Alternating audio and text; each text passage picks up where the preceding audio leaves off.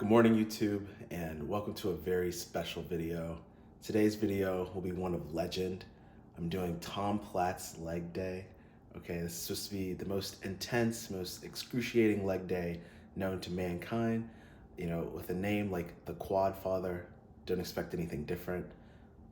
So, gearing up, getting ready for this workout, and you know, preparing for survival. So let's get to it.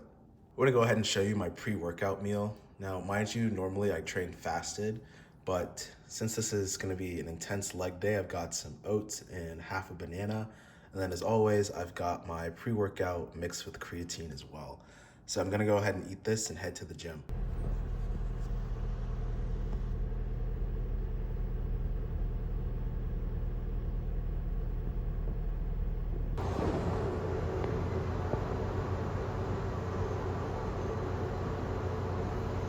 Welcome to the workout, starting off with the most important movement, the squat. Now, someone doesn't earn the name the Quad Father by not being able to do a proper squat. So today I squatted in the fashion of Tom Platz by doing a high bar squat. Usually I squat low bar, but due to where the weight is positioned and the way that you have to balance in order to perform the squat, squatting low bar definitely activates the glutes more. And like I said, I'm trying to be the QuadSon. Could never be the Quad Father, but in order to be the QuadSon, I need to be activating the quads. Those need to be the primary drivers of the movement. And so by squatting high bar, it definitely activates the quads a lot more than squatting low bar. So that's what I did. Now, in terms of specifics, Tom would do anywhere from 5 to 8 sets for 5 to 50 reps. So that's very ambiguous, and there's a lot that you can do. There's a lot of wiggle room. So in my interpretation of the workout, I decided to not do as much weight, but just focus on good quality reps. And if you listen to like a seminar or just Tom Platz talk in general, like for him, reps is where the gold is. So like in his mind, like 15 to 20 reps, that's just like a warm up. And where I am currently, for me to do 15 to 20 reps, I'd probably be doing 135. However, again, it's not about the weight, it's about targeting the muscle and exhausting it, really stressing it out. So next time I do the workout, I probably will aim for that 15 to 20 rep range. However, today I just went with the low-hanging fruit, went as heavy as, not as heavy as I could, but just good quality reps, 5 reps with 275. Did that for 2 of my sets. And then I even backed down and went to 225, just because, again, it's about quality over quantity. And 100% the quality was there. Even just by doing 5 reps for 8 sets with 225 pounds, it felt like, for lack of a better term, it felt like my quads had an erection. Like there was just so much blood flow there, and my quads were hard. So definitely got the job done. Did not need a lot of weight there. But after squats, we moved into hack squat. So again, just obliterating the quads. Only put a plate here, doing 5 sets for 10 reps. And admittedly, as someone who has weak knees, I'm really just focused on breaking parallel here, which I was able to do consistently. So felt really good about this set and about this movement.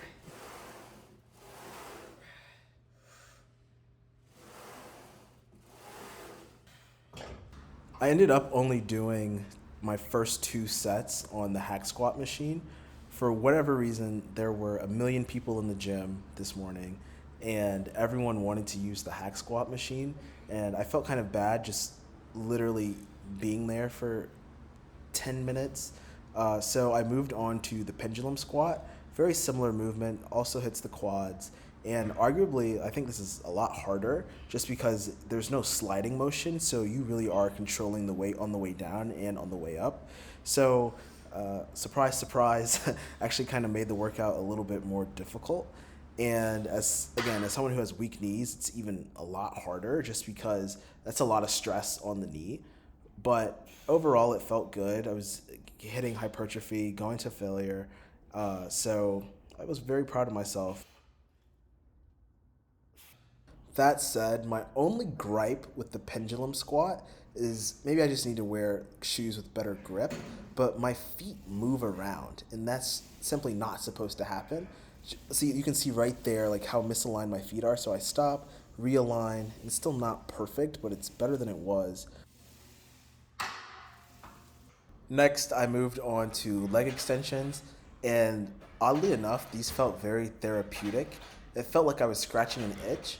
I guess just because one, it's hitting the quads, but in a different way, whereas the squatting motion hits the quads in a very specific way. So that said, I really caught my second wind at this point in the workout. I only had to do 5 sets for 10 to 15 reps. Again, not focused too much on weight, but just good quality reps and making sure that I'm really getting the most out of those 5 sets. Looking at the footage, there's definitely room for improvement here. If I really wanted to get the most out of this workout, I would do a 2 to 3 second negative on these reps. Here I'm kind of just repping it out, bro lifting a little bit, and it got the job done. I got a pump, but if I really wanted to destroy quads, I would focus on a slower negative. Next, I moved on to everyone's favorite muscle, calves. Definitely the hardest muscle to train. Again, just doing bro lifting, which I despise, especially on calves, just because it's easy to bounce at the end of the movement, and I'm kind of doing that here. So perfect form in my eyes would be taking a 1 to 2 second pause at the bottom and then exploding up. And so after standing calf raises, I moved on to seated calf raises. And again, not terrible bouncing, but I should be taking a longer pause at the bottom. It's kind of cool to see the calves from this angle, just because, I don't know, like even posing, you really don't see your calves unless you capture them on video. And seeing that little definition, that progress, it means a lot. Even though my calves are tiny, they're growing. And lastly, I finished off the workout with lying hamstring curls. This is one of my favorite workouts just because, or not workouts, but favorite movements, because it targets the inner portion of your hamstring.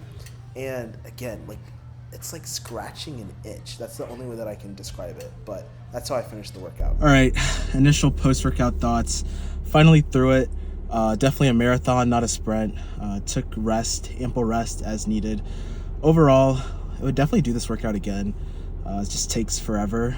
I've been here for 2 hours, just finished. Usually I can kill legs in like an hour, but when you're doing that many reps, that many sets, it's gonna take a while. And the intensity was pretty much maintained. Felt good about that. So overall, really happy with the leg day. Let me go ahead and share with you my comfort meal post that workout. Got some Honey O's, the Trader Joe's brand of Honey Nut Cheerios, and I got a chocolate protein shake. That's going to conclude today's video. I appreciate you watching. If you enjoyed the video, go ahead, give it a thumbs up, smash the like button, helps with the algorithm, and I will see you in the next one. The bulk continues, baby.